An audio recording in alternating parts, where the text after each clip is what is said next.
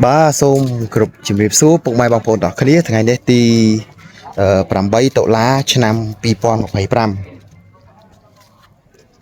បាទហើយខ្ញុំបាទក៏សូមជម្រាបសួរប្រិយមិត្តដែលនិយមតាមដាននៅ Page Channel ជឿជាក់របស់ខ្ញុំអញ្ចឹងពុកម៉ែបងប្អូនប្រហែលជាបាត់ខ្ញុំមួយរយៈហើយឆ្ងល់ថាទៅណា admin ហ្នឹងមិនក៏មិនឃើញចេញនៅព័ត៌មានតាមដាននៅព្រឹត្តិការណ៍សង្គមខ្ញុំបាទសូមគោរពជម្រាបជូនផងដែរថាឥឡូវនេះខ្ញុំបាទបានបាត់មុខមួយរយៈពី Channel YouTube ជឿជាក់ដោយសារខ្ញុំបាទមានភារកិច្ចនិងកាតព្វកិច្ចការពារជាតិគឺចូលវឹកហាត់ទាហានតួយ៉ាងដូចថ្ងៃនេះខ្ញុំកំពុងនៅសាលាវឹកហាត់ទាហានរបស់ខ្ញុំបាទដើម្បី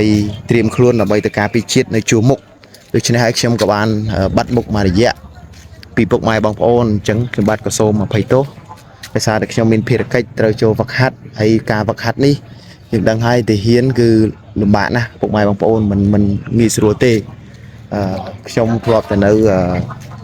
ស្រួលបាទហាលសិនជាគេងពូកអីចឹងទៅប៉ុន្តែឥឡូវនេះគឺផ្លាស់ប្ដូរទាំងស្រុងហើយមកបំរើជាជីវិត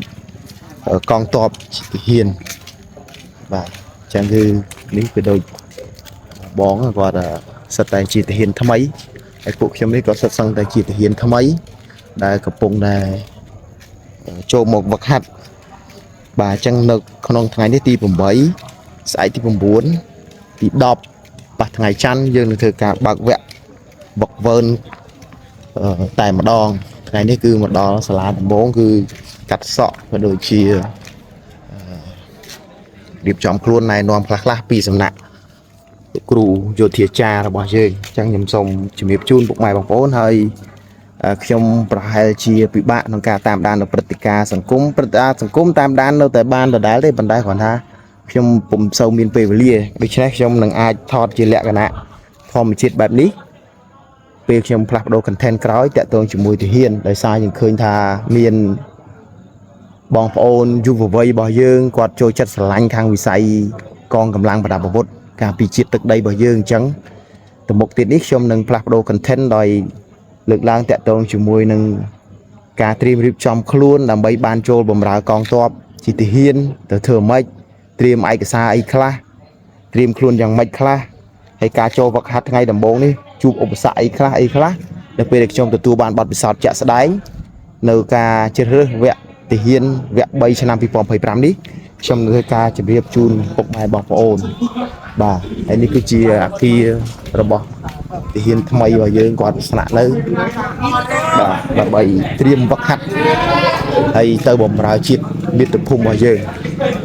បាទអញ្ចឹងនេះគឺជាអ្វីដែលខ្ញុំចង់ជម្រាបជូនតួយ៉ាងដូចពេលនេះសក់នេះគឺលោកគ្រូយោធាចារគាត់កាត់សក់ក្រុមបងប្អូនជាកងទ័ពថ្មីยังไม่เต้นนะมือแล้วกลัวไหมนะบอล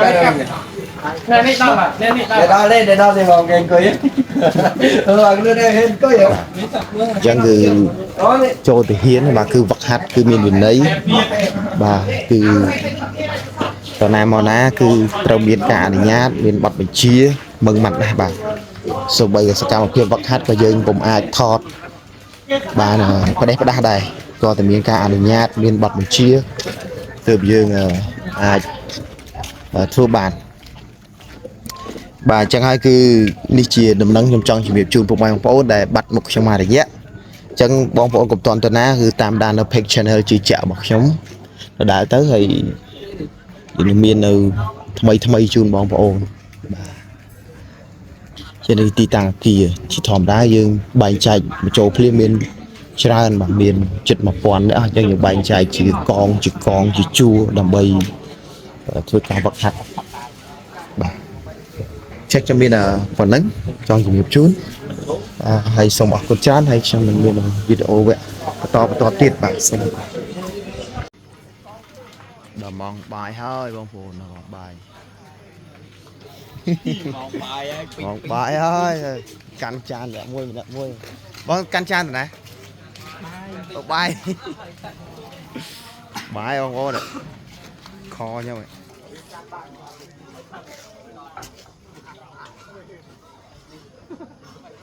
ក៏អនុសនាតូចទី1